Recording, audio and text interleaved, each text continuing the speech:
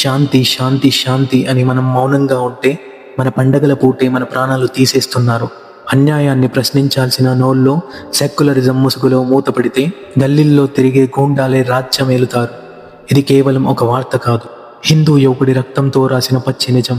ఢిల్లీ నడిబొడ్డున ఉత్తమ్ నగర్ సాక్షిగా ముస్లిం మతోన్మాదులు చేసిన ఈ దారుణానికి తరుణ్ కుమార్ అనే 26 ఏళ్ల యువకుడు ఎలా బలైపోయాడో తెలిస్తే మనందరి రక్తం మరుగుతుంది. నిజ నిజాలు దాస్తే దాగవు, అరాచకాన్ని ఎదుర్కోవాల్సిందే. అసలు ఏం జరిగిందో ఈ వీడియోలో చూడండి. ఢిల్లీలోని ఉత్తమ్ నగర్ సాక్షిగా సెక్యులరిజం ముసుగులో జరుగుతున్న దారుణాలకు ఇదో నిదర్శనం.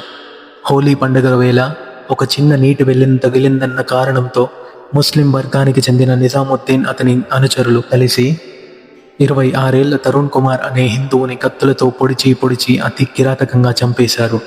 పండగ జరుపుకుంటున్న సమయంలో పొరపాటున ఒక బెలూన్ ముస్లిం మహిళపై పడితే దాన్ని నెపంగా తీసుకొని నిజాముద్దీన్ గ్యాంగ్ కావాలని గొడవకు దిగింది. గొడవను సర్ది చెప్పాల్సిన చోట ముస్లిం నిందితులు కత్తులు తెచ్చి తరుణ్ను లక్ష్యంగా చేసుకుని వేటాడి మరీ దాడి చేశారు.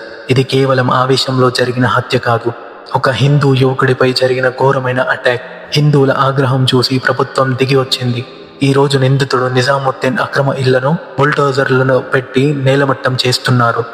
నిందితులను అరెస్టు చేసిన తరుణ్ కుటుంబానికి జరిగిన నష్టం పూడ్చలేనిది. సెక్యులరిజం అంటే కేవలం హిందువులు మాత్రమే పాటించాలా?